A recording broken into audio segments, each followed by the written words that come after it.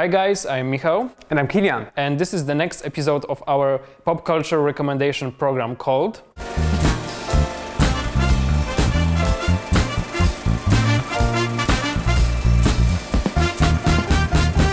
Kilian, you know what? Because I'm trying to find a nice documentary I can watch.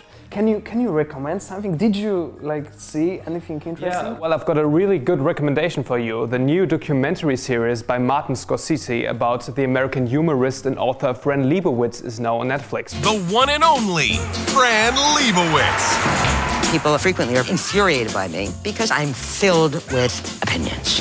Fran Lebowitz is known for the totally sardonic, really dry humor talks that she's giving, and for a decade-long writer's block. She has been writing some really funny books, like I guess 20-30 years ago, but since then there hasn't been released anything new by her, but she has been doing a documentary with her longtime friend Martin Scorsese before in 2010, and she also acted in some movies, like for example in the Scorsese movie The Wolf of Wall Street. So now there's a documentary about her. It has I think 7 episodes, and that's exactly the right length to show this range of topics that she can talk about. For example, about autobiographic stuff, about her personal life, about New York. It's called Pretend It's a City. Of course, there's a lot of stuff about the way they both grew up. Scorsese and Lebowitz are from New York. And also the sarcastic, general society critical stuff that's really completely entertaining. She's one of these people who can just talk for hours and hours, and they give talks that you can take as quotes. It's completely entertaining. You always have this urge of, I want to quote her on that, because it's really some truth to it all the time. So there are no moments, although she's sometimes talking about daily stuff that's not really completely interesting from the topic, but there are no boring moments. It's really entertaining from beginning to end. I think it's interesting for people who like to watch this light, funny documentaries where people tell stories. But it's not so interesting for people who would like to see a really dramatic life story captured in a documentary. So it's more of a fun way. And Scorsese adds films from the periods she's talking about to the documentary. They are visiting different places where Fran Lebowitz is interacting with the outside world. So it's really not boring, but really different all the time. So I would definitely recommend you to watch that. To be honest, I watched the beginning of this documentary, and the thing that for me was very interesting was that Martin Scorsese appears as on the shots, but we can see him only from the back because he doesn't want to be the star of the documentary. So he's just sitting and sometimes asking questions, laughing. So for me it was very different than in other documentaries, because mostly you never see the author of the documentary, or you can see the author, but more often than Martin Scorsese. But also one thing that was interesting was that when you have these scenes in the bar and they are talking, it looks like, Martin Scorsese crime movie, something like that, this kind of New York style, mafia conversations. Yeah, I guess it's sort of a documentary where you have the feeling to talk with Fran Lebowitz personally. You're the viewer gets the feeling to be in a group sitting around a table, and Fran Lebowitz is giving a personal talk.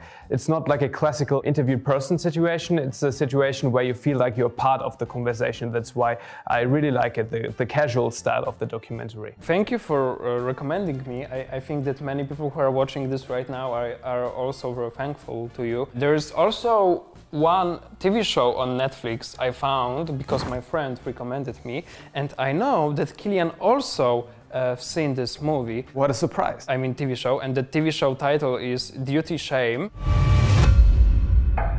After a year of thinking he was dead, I just found out my brother, Yuto, is probably alive. Which is a Japanese and British cooperation TV show. I found this TV show very interesting, This is something that probably you didn't notice because it's not so popular. The main character is a police detective, Kenzo. He lives in Tokyo, and he is searching for his brother, who has connections with Yakuza in Tokyo, and he thought that his brother Yuto was dead, but he is not. Of course, this is a good beginning. And yeah, so he needs to go to London to find him, and then the whole story starts and getting more complicated. Yeah, what I really liked about this show is that it's not showing like a cliché Japan, because it is set partially in Japan and it is set partially in the UK.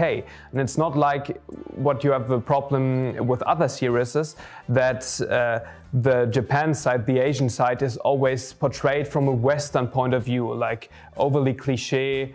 And that's what I really like about this series, is that both sides of the story seem completely realistic, seem very convincingly. So I think this is one of the best shows to show two cultural sides, but both portrayed with equal standards. Yeah, it seemed very real. If you are not sure if you want to watch this, just watch like the first 2 minutes. My friend told me to watch the first 2 minutes because then you will get all the very intensive feeling of this TV show, because this TV show is very intensive and it's very short, which I like. I like short TV shows because I don't have to spend a lot of time. And through the episodes, you will get very close to the characters, because the psychology approach to the characters is very real also. Sometimes duty, shame can feel like a very pompous story, which I think is quite Japanese, because when I watch some Japanese movies, it's very common to find this type of story. And but the creators know about this, and I think this is like something they wanted to achieve. And also there is a lot of humor, and some events are also not so realistic, I think. You know, like, I mean, this relations to mafia, for example, in Britain, like, I mean, this main mafia guy from London, like the relation between like Kenzo and him sometimes feels like sometimes it's too good. Bit too friendly sometimes. Yeah, too friendly sometimes, yeah. What I like about the way the story is being told is that they have symbolism and really interesting shots in the cinematography. For example, you've got like unconscious thoughts of the characters being written in the streets, like on signs and stuff, and that's what I really liked about this. It's like a new approach to show us what the real emotions and thoughts of the characters are. And also the backstories of these characters are quite dramatic. Every one of them has a deep backstory, has some problems to deal with, and I think that's really captured really well in the series. So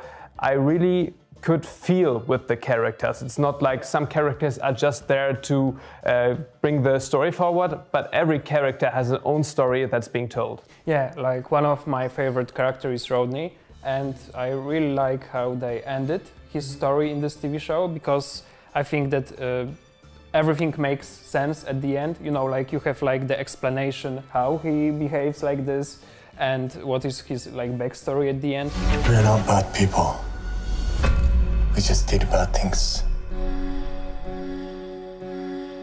And it's a real secret tip. It's like a special tip because it's really not well known, this series. Yeah. But we would strongly recommend you to watch it because it's fantastic and entertaining. Okay guys, that's everything for this episode. If you've got any recommendations for us to talk about, write them down in the comments. And if you liked it, see you guys next week.